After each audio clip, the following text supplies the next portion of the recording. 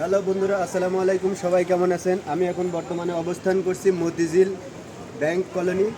এখানে যত ব্যাংক আছে সব ব্যাংকের হেড অফিস, লোকাল অফিস এবং অন্যান্য আরও প্রতিষ্ঠানগুলো আছে। কিন্তু এই জায়গার যে রাস্তাগুলো বিগত প্রায় 15-20 বছর ধরে হালকা বৃষ্টি, ভারী বৃষ্টি, যে কোনো ধরনের বৃষ্টি হইলেই এই যে দেখুন, এখানে মনে হয় আমি যদি নামি তাহলে আমার ডুবে যাওয়ার সম্ভাবনা আছে। দেখছেন এত পরিমাণ বৃষ্টি হয়েছে। অথচ দেখুন, আপনি উত্তর সিটি কর্পোরেশনে যান, দেখেন উত্তর সিটি কর্পোরেশনের রাস্তাগুলো যেমন সুন্দর, কিংবা এরকম পানি বাঁধে না কোনো। দক্ষিণ সিটি কর্পোরেশনের প্রায় ম্যাক্সিমাম রাস্তা এরকম কাটা থাকে, ভাঙা থাকে, বাইক চালানো যায় না। এই যে রিক্সা অনেক সময় পড়ে যায়, মনে করেন মানুষ অনেক সময় পড়ে আহত হয়।